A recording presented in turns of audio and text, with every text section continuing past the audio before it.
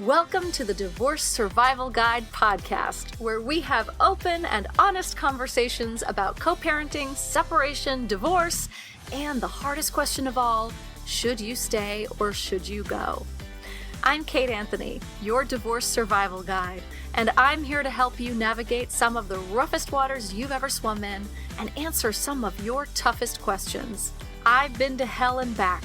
And now it's my mission in life to help you get to the other side of this process with your sanity and your heart intact.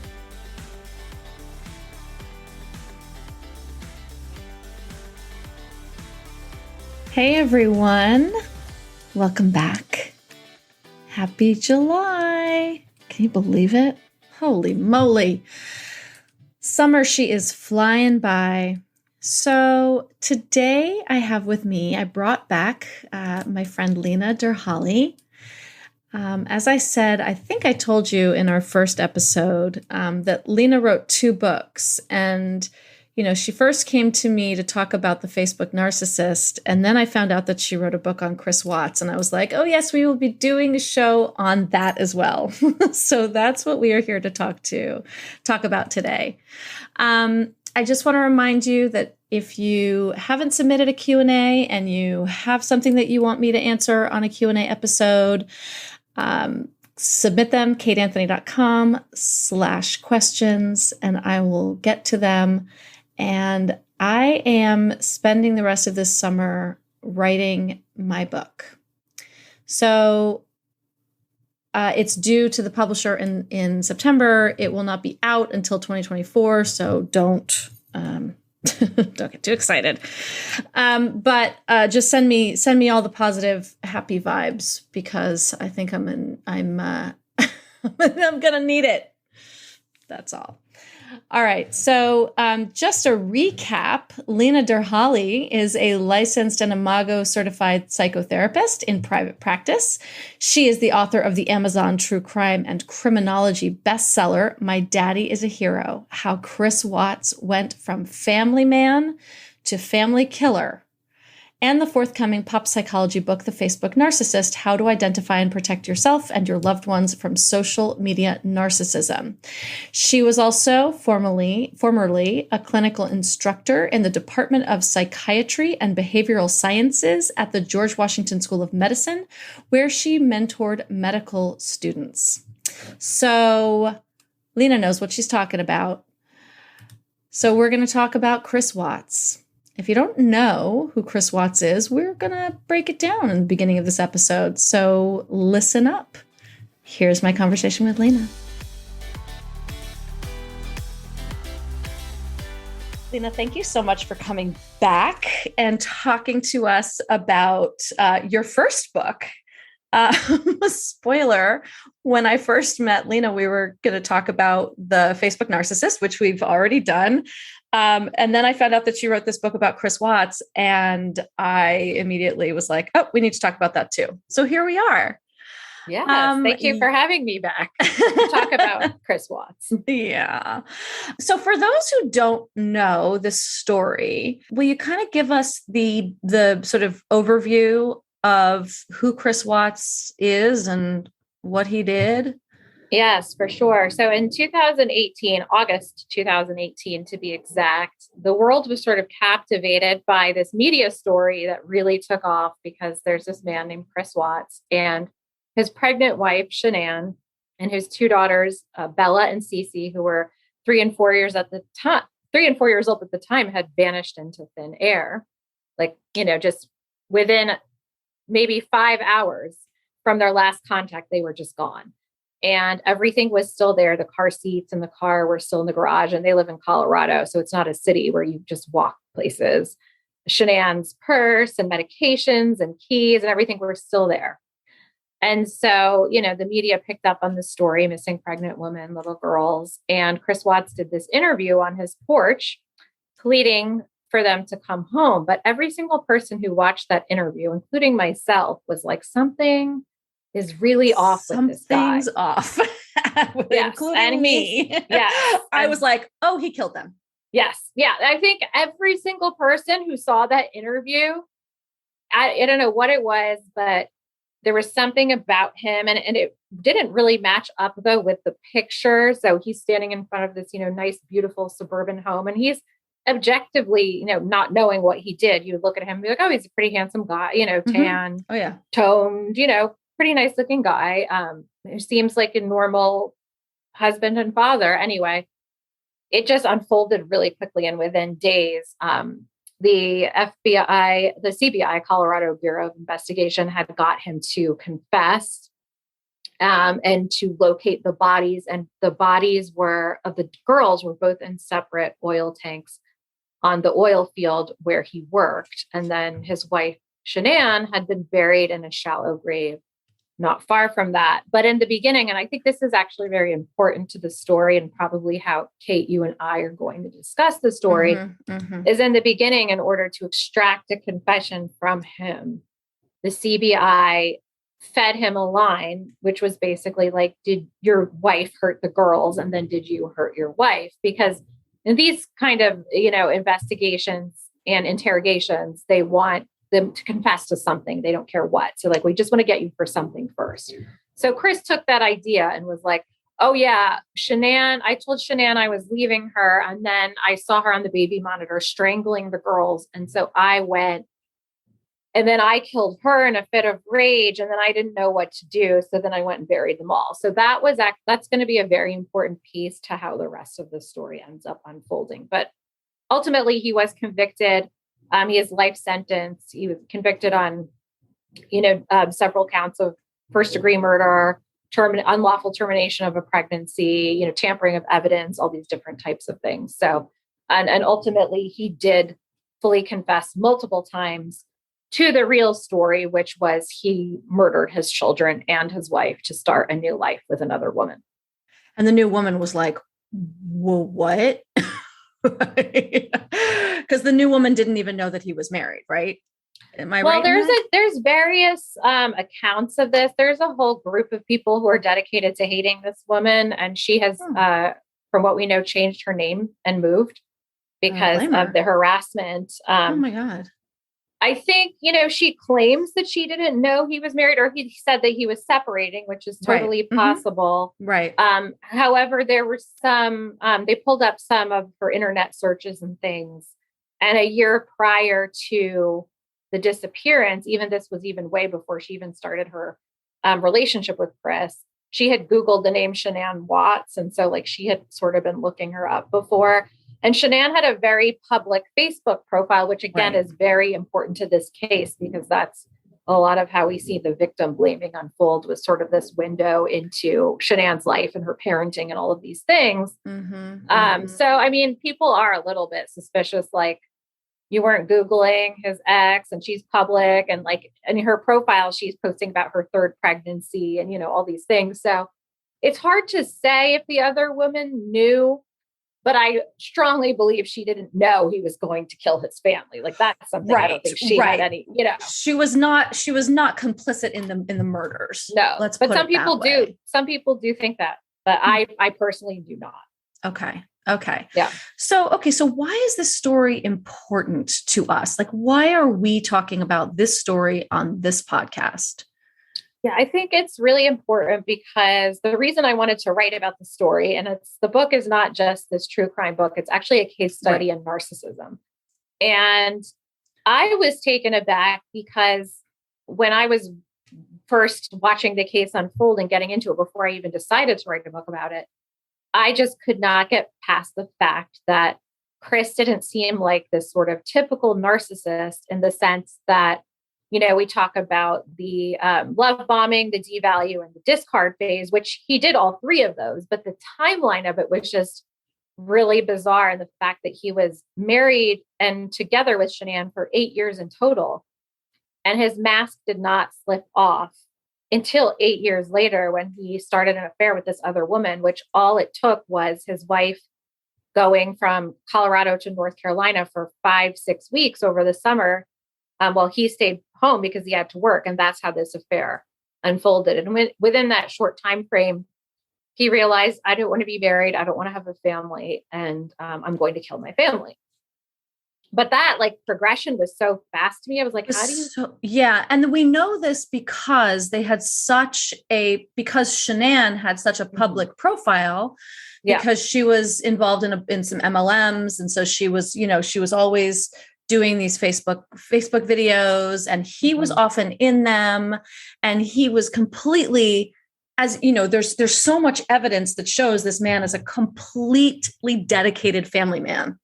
Yeah. And even behind the scenes, because he pled guilty so early on, the documents and all the investigations, it was all public and dumped out. And so I had hundreds and hundreds of pages of transcripts, but not only of that, of Shanann's private text messages with her friends.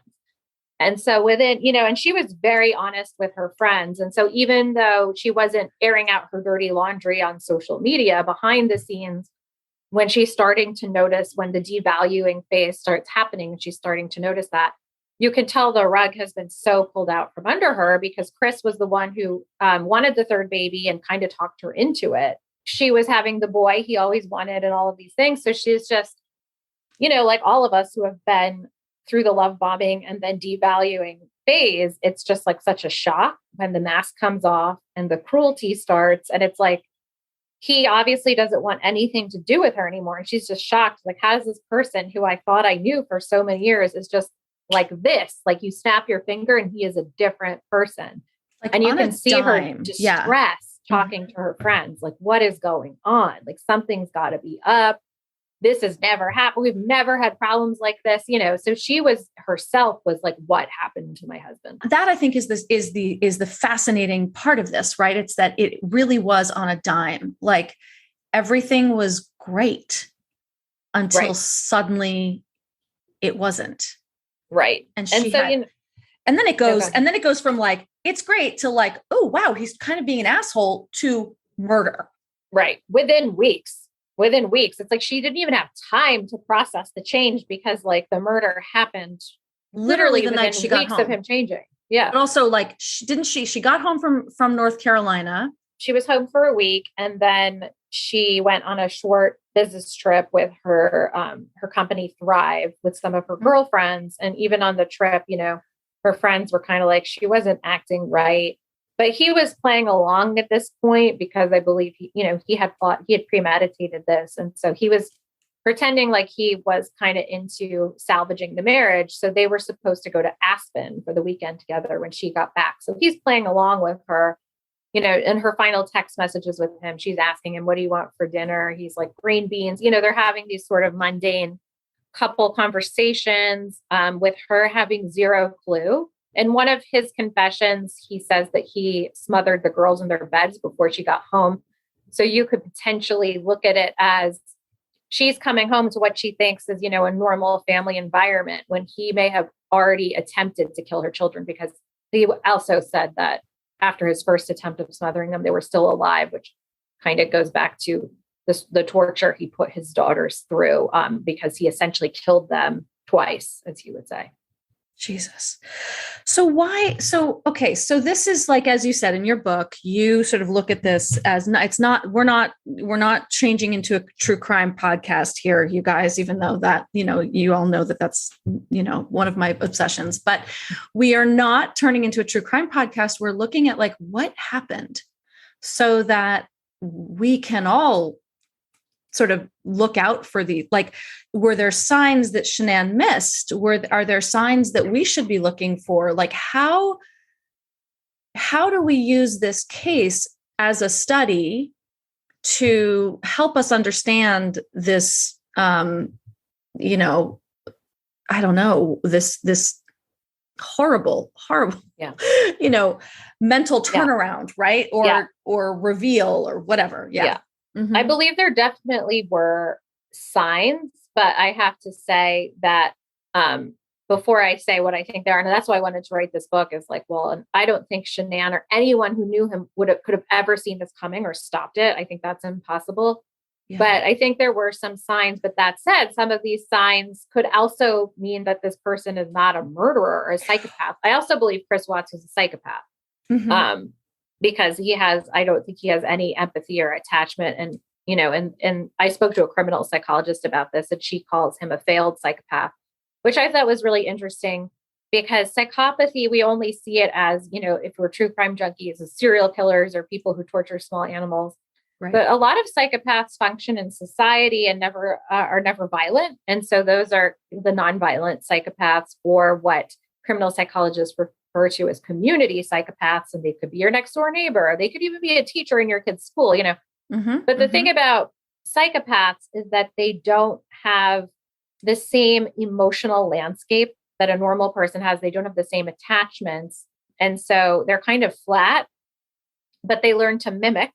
As they get older, they know they're different and they learn to mimic, and they start being able to mimic cognitive empathy. So they can be quite hard to spot, but they just generally don't have empathy or attachments to others. And they can't really bond with others in a real way, but they can learn to put on this mask. And, it's really interesting for the book. I researched people who are self-professed psychopaths, and they talk about their experience. Their experience of not being neurotypical and like observing and mimicking and crafting a mask to fit in with the world. And so there were lots of signs that this is a Dexter. This is a Dexter moment, right? This is exactly what. Yeah. Yeah, exactly. And so Chris, I think there were lots of signs, even from a young age, that he was not emotionally attached to people and very flat affect. But I think he learned very early on to mimic really well. In fact, when you look at his text messages with his wife, he's mimicking her. And so she was a very exuberant person. If you looked at how she, typed her social media and put out her text messages, there's always a lot of, because I think she was a very effusive, exuberant person, which was the opposite of him. She'd put exclamation points after everything. When Chris is exchanging messages with her, he's doing the same thing. He's putting like 5 exclamation points after something. But if you talk to people who knew him in real life, they were like, he was a really hard dude to get to know. In fact, nobody really knew him. And that's what people would say. Like, he's a nice guy. He's a calm, even keel guy, but I never really got to know him. So nobody ever knew who he was, which I think was really interesting. That was one thing, is that this sort of flat affect, shallow emotion, and people feeling like they never knew him. In fact, Shanann would say sometimes she'd try to kind of irk him on purpose and get him riled up just to provoke some emotion out of him, because she didn't see it very much in him. So there's some evidence there that, but again, that's not evidence to be like, this man's a murderer or this man's a psychopath, Yeah. I mean, and because like, obviously not all people with attachment issues are psychopaths, no, right? Some of them just have, are just avoidant, right? Like, so what's the difference between avoidant and psychopathic? I mean, I know that's a huge spectrum, but I think, like, how do we know? How do we know if someone's like, just like an emotional avoidant versus dangerous? I don't know if you can totally tell, but I can say that I think psychopaths are born psychopaths, in the sense that we have a lot of brain scans and studies that there's, gray matter missing in certain areas of the brain that process emotions and empathy and things like that. There actually is, in my book, an interesting study on narcissism in the brain too, that may have some similar, lacking in empathy. Whereas, people with attachment issues, that's usually from some kind of developmental trauma. That's more like environment born. Whereas I believe a true psychopath is born, and environment can exacerbate a psychopath for sure. But I think, there's a difference between somebody who's putting up defenses to not get close versus someone who just doesn't have those emotions. Right. Okay. So, there's a difference between, in these brain scans, right? The difference between being like missing gray matter and underdeveloped or atrophied gray matter. Is that like a, Yeah, it's more or less like that, but they definitely can see these differences in psychopathic brains, and even people with NPD. It may not be, I don't think it's necessarily the same exact thing, but where emotional processing is in the brain it's not normal in these psychopathic brains and NPD brains. And so I think, again, that's why when you look at personality disorders, and some people would say antisocial personality disorder, which is in cluster B with narcissistic personality disorder, they would say like antisocial personality disorder is psychopathy or sociopathy. And so that's why they say, personality disorders are very, very hard to treat and to change. I'm not saying that you can't, but it's very, very hard when you have somebody who is unable for example, in their brain, they literally cannot empathize. Right. We cannot change that. Right. And very much, at least. And then we can ultimately give them the tools. We can give them sort of the cognitive behavioral tools. But then what we're doing is teaching them how to mimic, which makes them hide in plain sight. It's not giving some narcissists who are, public out there and like in treatment and things like that. They'll say what hard work it is to actually try to like learn how to empathize. And it is possible. But again, I think there's a huge spectrum of people who are self-aware to a degree and want to change or are invested in changing versus people who are like sadistic and cruel and malignant narcissists or psychopaths or sociopaths who could kill someone and sleep at night and not feel any guilt about that. Like those people just exist, unfortunately. And we can't, the thing with this though was so scary about Chris Watts though, again, is that it was so unpredictable because, usually we watch Dateline and 48 Hours and all these shows. And a lot of these men who killed their spouses, they have shown signs of something, either being really controlling, having some sign of, paranoia or mental illness before, especially with these family annihilators, because Chris Watts is also thought of as what's called a family annihilator. Usually family annihilators, their main motivation is not to be with another woman. It could be, but a lot of the motivation is they may have a psychotic break. There may be financial shame. They're trying to protect what they think is protecting the family from the shame and the ruin. But you can sort of see them, or you can look at be like, oh yeah, there were clues. With Chris, it was just like, again, this seemingly engaged husband and father who just changed the second his wife left town. And so again, that's why I think this story captivated the entire world. I mean, I know someone who was in Africa at the time this happened and was like, it was on the news in Africa.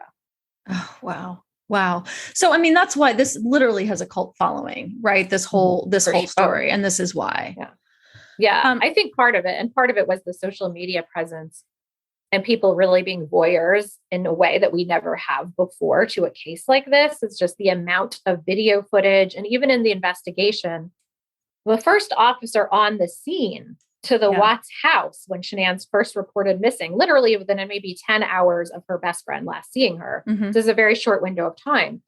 Officer Coonrod is his name. He is wearing a body cam. And so the entire interactions with Chris, and you can see his body language and how he's acting, like his wife and daughters are missing and there is absolutely no fear whatsoever. His FBI interviews are all video recorded. So not only do we have audio, we have all this video, we can see his body language. And so I think people were able to look inside to their world and into the investigation in a way that we've never seen before, ever. Absolutely. There's I think is it the Netflix documentary that is just basically comprised of mostly all of this footage. And I think one of the interesting moments too is when they're at his next door neighbor's house, right? And they're interviewing him, and like I guess Chris leaves, and the neighbor's like says to the cop, and you can hear it on the body cam, something's not right. Something's not right with this guy. Yeah. Mm-hmm. And that was also why I was able to write a book and really make it like I had dialogue, like, and factual dialogue, because it was all on tape, so I could construct a narrative of like, this is what happened. And it's factual, because I had all of these tapes to reconstruct the story and the timeline for people. We're looking at this story because there is this narcissistic personality disorder, psychopathy, hidden in plain sight. Going forward with this, like, how do we learn from this and protect ourselves in a way when there aren't any red flags? We didn't have, there was, besides him like suddenly becoming weird, or an asshole, like. Yeah, I think my takeaway from this is when we see somebody go to a devalue phase like that quickly, and he was so willing to leave his pregnant wife and his two toddlers. And again, I do not fault Shanann for trying to save her marriage. And, she was trying. She's sending him self-help books, trying to get him to go to counseling, trying to, take him away for the weekend, apologizing to him, saying, I'll do whatever it takes. to save this marriage. I will change. I will, make amends with your family, because she had issues with his family. But I think it was the hugest red flag that we saw was that, again, within weeks, he was able to be like, I'm going to walk away from my family. That is a huge red flag and a character flaw. Like, what kind of person tells their wife they want a third kid, convinces her to have it, and then is like, actually, no, I'm walking away from all this and I'm not even going to try. I'm done. And so I actually spoke to a neuroscientist for the book named Doug Fields, and he wrote a book called Why We Snap, Understanding the Rage Circuit in Our Brain. And it was really fascinating because I also did studies on rage, because a lot of people were like, Chris Watts snapped. And I was like, well, no, he didn't. How we think of snapping, which is like within a second, you don't think, you go and this was all premeditated. There's tons of evidence. He said it was premeditated. I think at least weeks in advance, he started thinking about the plan at least. But all my studies on snapping show that a process of snapping can happen in days, weeks, or months, meaning it's like this build-up process of, and you can premeditate too within that snapping process. But what happens in the brain is this Dr. Fields discovered that there's these 9 neural pathways in the brain that immediately kind of activate someone into a violent response. And one of those triggers, he has an acronym for it called LIFEMORTS. So it's a LIFEMORTS, and each one stands for a different trigger. And the S trigger stands for stopped. So he says when human beings feel like they're being stopped from something, that's one way that will make them violent. So in Chris's case, I'm like, okay, he's feeling like his wife and children are literally stopping him from living the life that he wants. And so he's building up weeks and weeks of rage at them and blaming them. Again, that's not the right thing. That's not the right way to look at it. But this is, again, the brain of a very emotionally immature and emotionally stunted person who is very selfish and narcissistic and probably psychopathic and not self-aware. So for him, he's so selfish that it's like the solution to that, to get the life he wants, is to just kill them. Which, again, these are when I studied psychopaths, one of the research studies I read said that the difference between like a normal person who's not a psychopath and a psychopath is that when a psychopath has a problem, they turn to antisocial solutions like murder.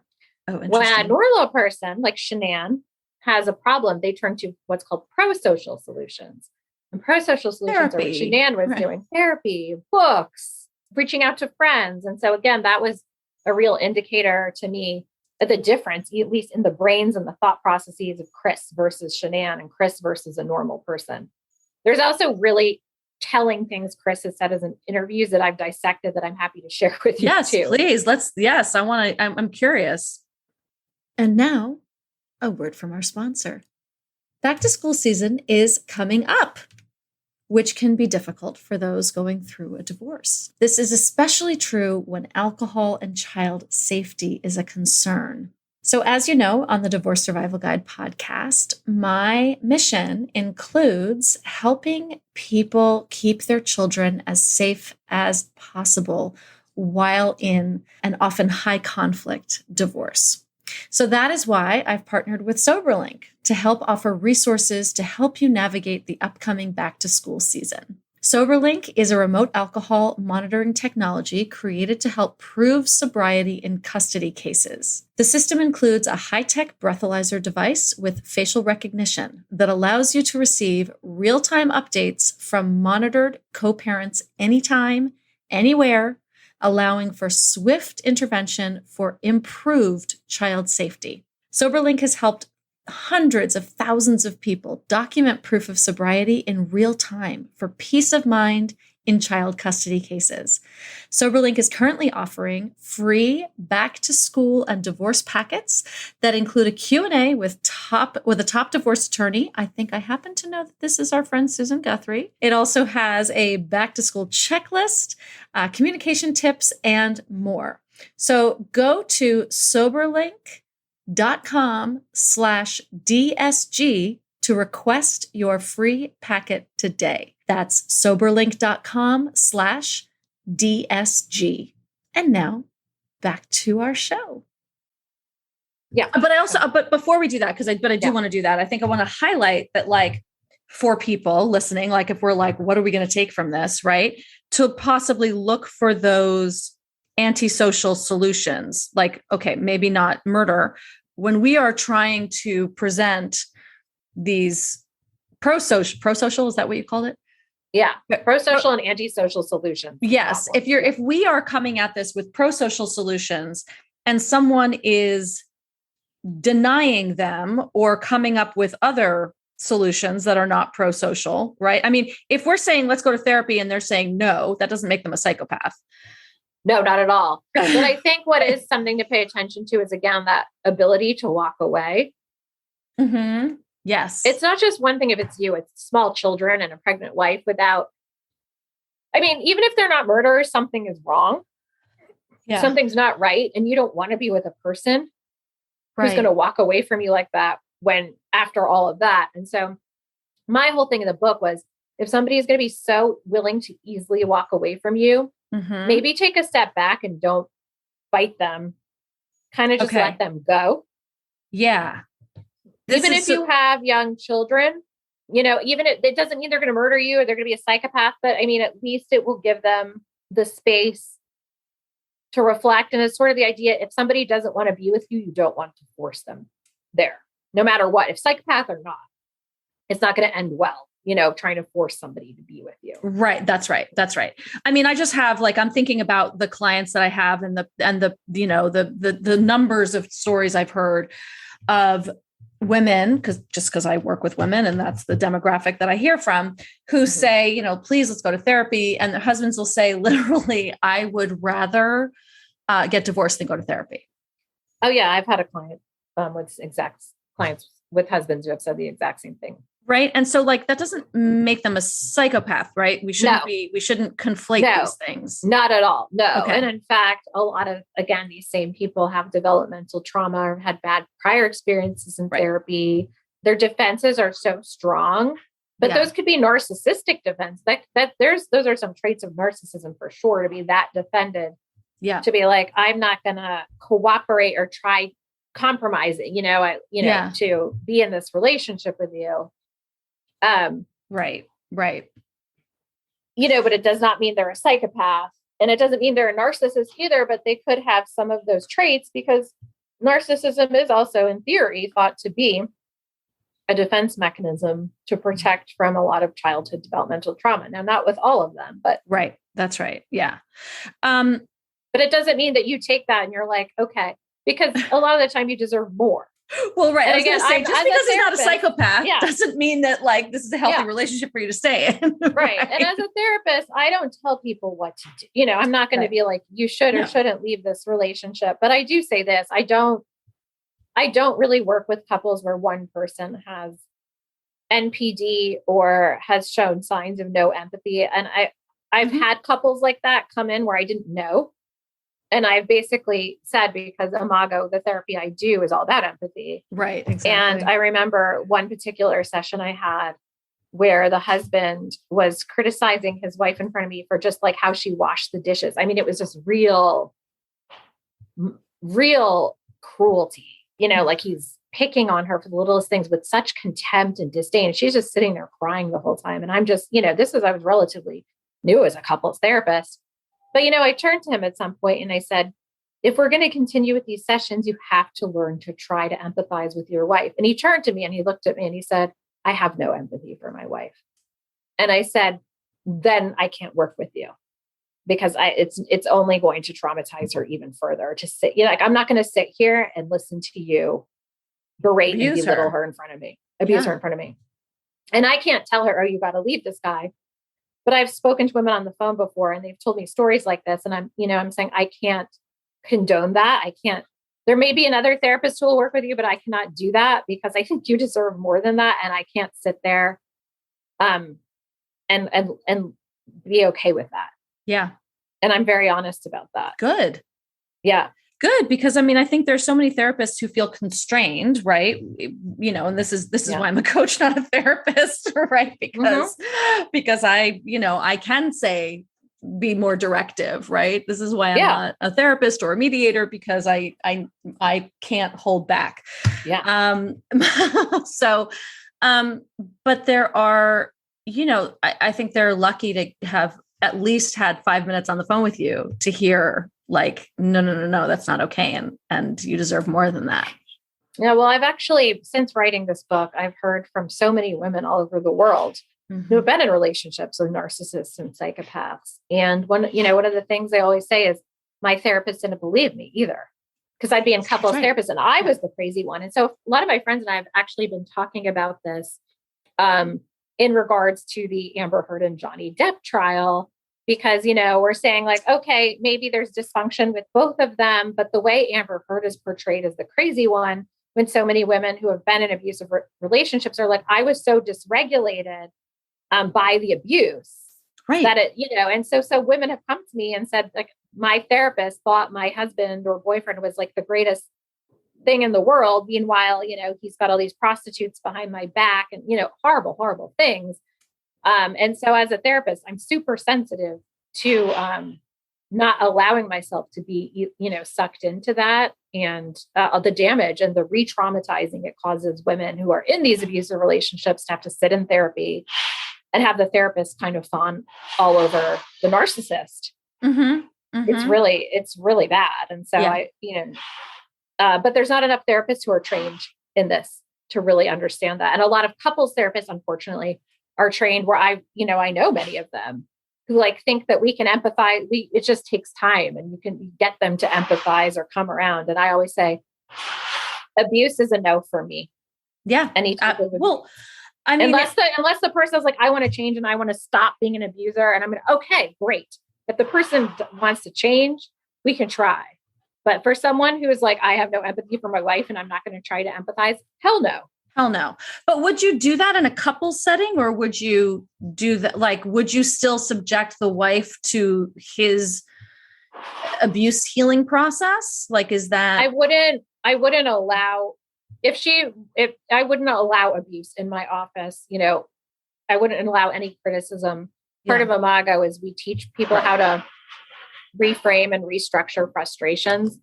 And so, I'm going to I have some outdoor work going on right now. I can hear that. Yeah. Do you want to take a pause for a second? Do you want to pause and I can talk. But anyway, we tell people in all my sessions, and most of my sessions do not have very, lovely people, again, who may have learned things at home when they were kids and bad modeling. And don't know how to talk to each other. But in Imago, we teach people to talk to each other when they're frustrated with kindness. Yes. And so that's like, I don't allow any type of criticism or abusive language in my sessions at all. Right. Yeah. Yeah. Well, you couldn't really mirror or no, it doesn't really work in the Imago process. We do not process. allow people to mirror criticism or anything like that. But again, most of the time I refuse to work with those kind of people unless there is a huge amount of insight and dedication to changing. Yeah. And knowing that what they're doing is wrong. Right. So one of the things he said, which I thought was really, if you want to know what a psychopath is like, he was talking about to the investigators that if he made up this fake scenario, if he was in a grocery store and he lost his children. So I talk about this in a lot of interviews just because I think it's so interesting.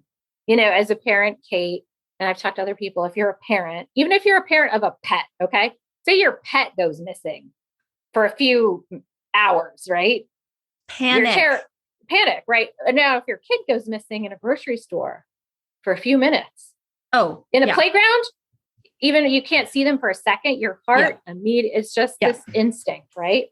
Of panic. Yeah. I lost my son once for like a good 20 minutes. Oh, that's like horrifying. A really crowded, massively crowded Easter thing in a park. Terror. Yes. It's horrifying. Terror. And so Chris here is like, oh, how people, panic when they lose their kids in a grocery store. And he's talking about how he knows he's different. He said, if I lost my kids in the grocery store, I wouldn't panic. I would just walk around calmly and look for them. And I was like, okay. So this is Chris noticing his differences again from people. Was this later in interviews later, or is this like text messages or conversations from before? this is not with his wife. This was, I believe, actually, this particular interview might have been after he confessed, after he was sentenced, because the investigators were so haunted by this trial and this investigation, and he hadn't really spoken. They actually flew to his prison in Wisconsin months later and spoke with him for several hours. Maybe it might have even been 4 hours or something. And that is all on tape as well. And he's also, he'll say in that same interview that he had to read a book to understand that fathers would never hurt their children. And so I was like, you had to read a book to understand that? Like, wow. And when he speaks about his children, it's all about him. So, he was crying. He's like, all I ever wanted was children to love me. The language all about me. It's never about, he doesn't speak about his children, about them ever. It's never about them and who they are. And in fact, it's always about what they do for him. So it's either his image as a father. And in the book, I say, I think he's closest to the profile of the communal narcissist who gets their narcissistic supply by being trustworthy and good. And so I think he built up this good guy persona. He also cared very, very much about what other people thought. So when Shanann's missing and her friends are frantic and texting Chris, he's like, oh, I don't want you to think I'm a bad person, he says to one of them when he was saying, hey, we're separating. And I'm like, your concern when your wife is missing is how people are going to view you. Again, very narcissistic. It's all about him all the time. That's right. So it's, you see all of this, and I'm seeing it now in hindsight, like almost every other sentence out of his mouth is narcissistic and selfish. And again, so emotionally spoiled and immature, like a toddler almost. Right. But I'm not sure if Shanann, and again, this is me being like, oh, this is after he slaughtered his family. I can look at all these statements. Right. And say that, but I don't know if this was picked up on by anybody else ever. I think his mother had said like she knew he was different from a young age, or he was, kind of. I remember there's something about his mom, and I don't remember like in court. And it was like whether it was him crying and apologizing to her or her statement or something. Like I remember something about his mom and just it being just heartbreaking. Yeah. I mean, I think I don't think his family has ever fully accepted that he's even responsible for this. And so there's a lot of, stuff out there about if he's never held responsible, if he's always the golden boy, you know what I mean? There also is that creation of narcissism in that way as well. And so, in her speech in the court, she did say she forgives him. Maybe that's what I was thinking about. Yeah. Yeah. And she's crying, saying she forgives him and all of these things. And, I don't want to judge anybody who has had to go through something like that to their child, like being such a murdering their own children. I mean, So I can totally get why people would be in denial about that. And I can, understand how that could happen. But, it was interesting. Again, it's always been about him and finding excuses as to why he couldn't have done it, or finding reasons to blame Shanann, which I always want to go back to, as the victim blaming I've never seen anything like it, like I have in this case. And also people just wanting to blame the women. Like I said, if you're not blaming Shanann, there's people out there who are blaming the woman he had an affair with. That's right.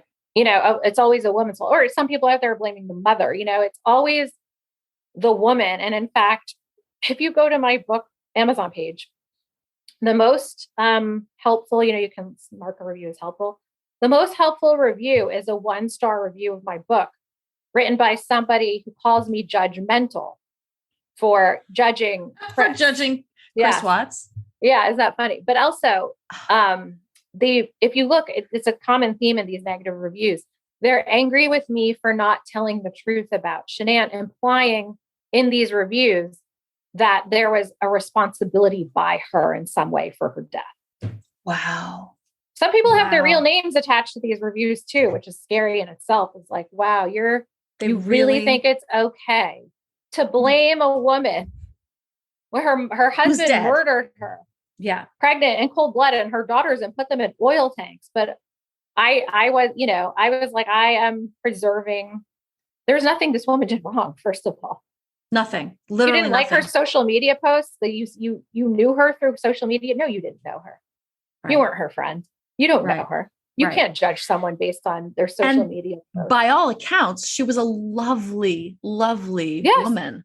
This is the other thing I say in my book. This woman had so many friends. The reason the case unfolded the way it did was because her friends were so worried about her within hours. Right. They knew she was missing within hours because they were so connected. And she had so many people that cared about her.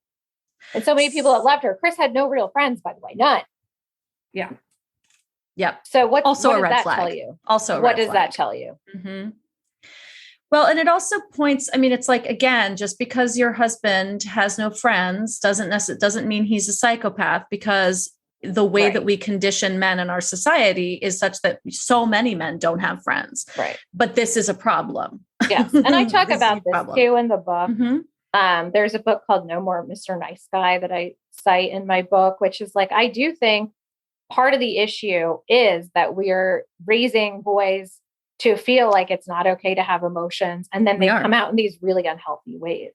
Right. Exactly. Yeah. And, I have a quote from Mark Lamont Hill, who's a scholar, who's like, the only emotions that we are told are okay are like sexual desire and anger.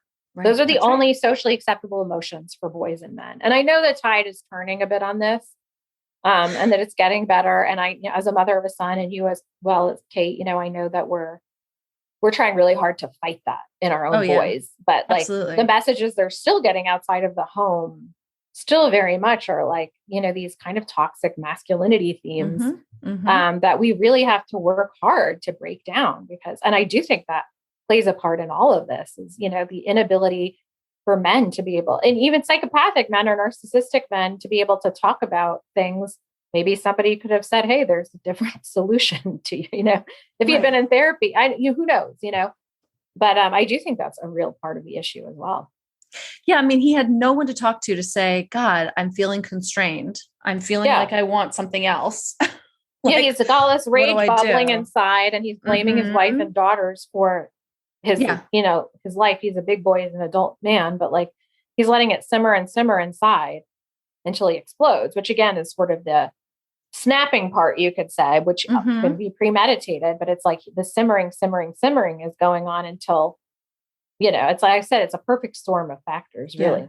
Yeah, it really is. So I want to go back before we end here.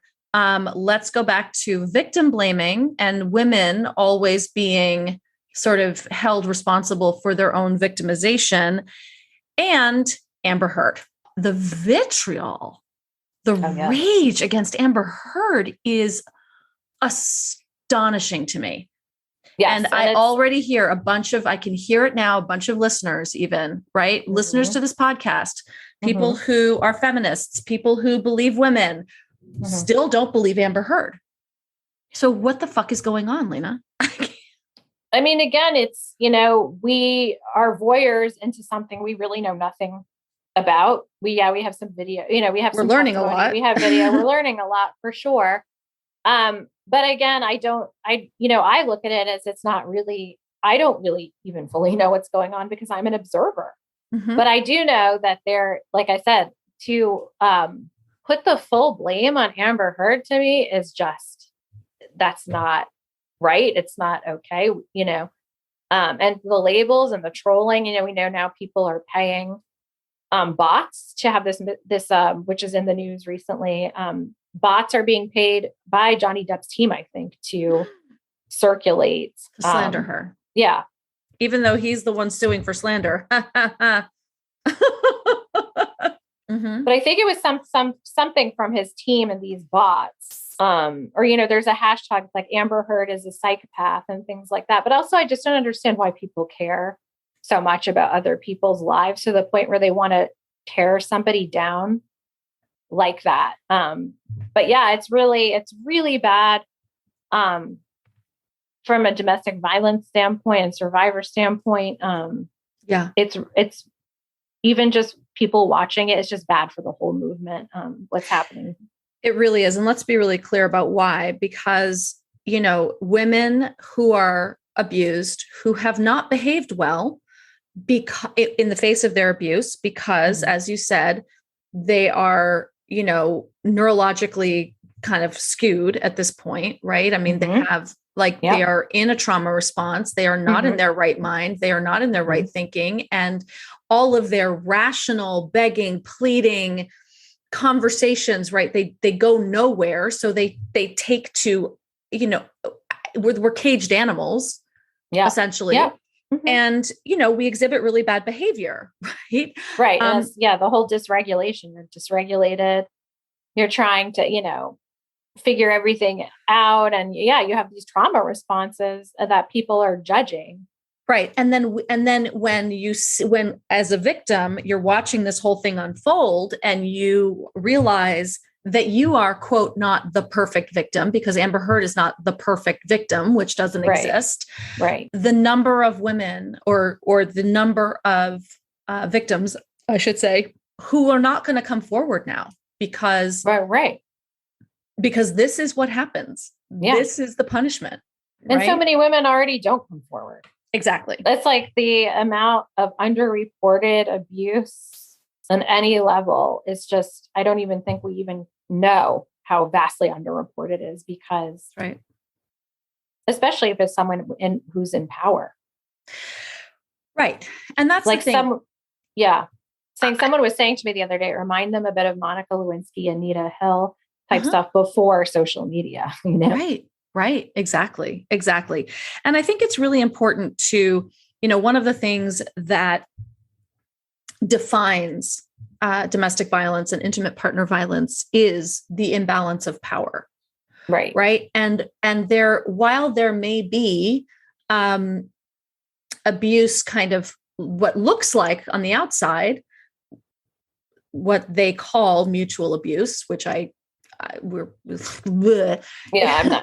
not a thing. It may look like that from the outside to people who don't understand it, right? But but people who are skilled in this and understand intimate partner violence understand that there is always a power dynamic and then power imbalance, and the primary aggressor is the person with the most power.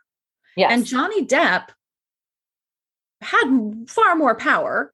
Whether that was, financial, I mean, he was controlling what roles she took and what movies she did. And so and I'm going to say it because this is what everybody says. Yes, men can be victims.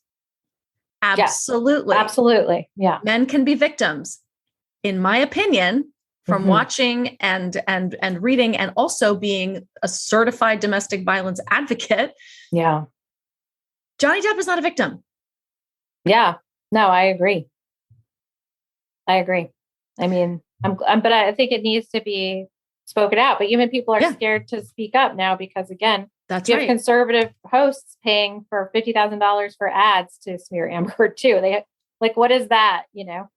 Like, why this poor woman? Like, why are we so invested? Like, look, that's what I'm saying. It's like be invested to want to be that cruel to somebody.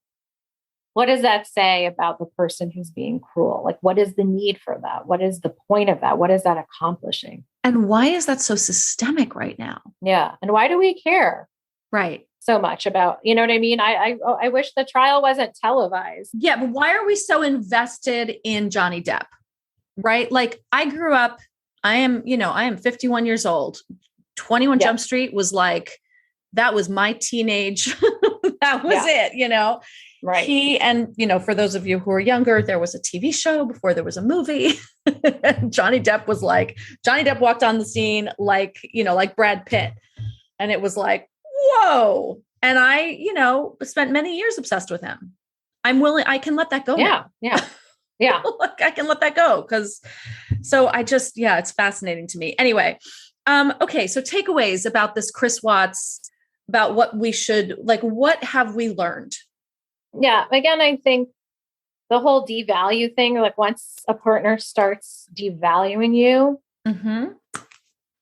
I think it's a huge red flag to really pay attention to and, really ask yourself, is this something that I want to continue to be with somebody who treats me like this or who could do this so quickly to me too? I think that's, that's a huge takeaway for me.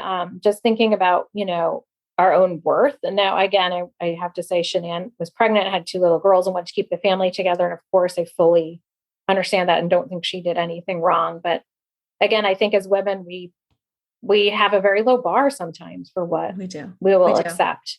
We do. And sometimes, yeah. And who's to say that Shanann would not have gotten there, but she didn't have time. No, she would have. She didn't have time. I'm sure she would have. I think she was already thinking about it, actually, from some of her text messages. She was starting to think about what life with a divorce would look like and how she would do that as a single mother. Right. And she said, if he's cheating on me, it's over. I mean, she had, she just didn't know. Right. And she didn't have time. And I think that's the huge tragedy of all of this is that, she just thought, again, it was so fast. She just thought they were in a rough patch and, maybe they could work it out. And she didn't have time to figure it out. And again, this is a very rare story, this type of story, which is why it has so much media attention. So again, but again, there is a high rate of men murdering their partners too. So, we also can't be like, well, it's never going to happen to me. We also have to think it could happen to me. That's right. That's right. It's important to not look at this and be like, oh, it's this one and done, weird thing, because I think there is so much in it that is systemic. That created this perfect storm. Right.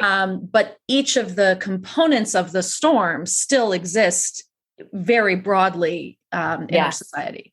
And very we have much to watch out for them. Yeah. So I think, it could happen to you. Not saying it will, but it's, we have to have our guard up and we have to protect ourselves and our children first and foremost. And I think that's the other thing in this story too, right? Is like protecting ourselves comes first. Mm-hmm. That's right. Thank you so much, Lena. This is such a hard one, but I so appreciate all of your work and study on it and your book, which is available on Amazon and on your website as well. Is that lenaderhally.com? Yeah. Anywhere books are sold. Yeah, I can get it. But yes. And thank you, Kate, for having this platform to talk about this. I talk about victim blaming in the Facebook Narcissist too. So I'm very passionate about these topics. I'm glad we were able to have this discussion because I think it's really important that we have these places where people can just hear this kind of discussion. Yeah. And we don't mean to panic people, but also we need to educate people. Yes, 100% education. Yeah. Thank you, my love. So good to talk to you as always. You too. Thank you. Thanks for tuning in to another episode of the Divorce Survival Guide podcast. If you like what you hear, head on over to Apple Podcasts or wherever you listen in and leave me a review. And don't forget to follow me on Instagram at The Divorce Survival Guide. I'll see you next time, and until then, remember, you, my love, deserve to be happy.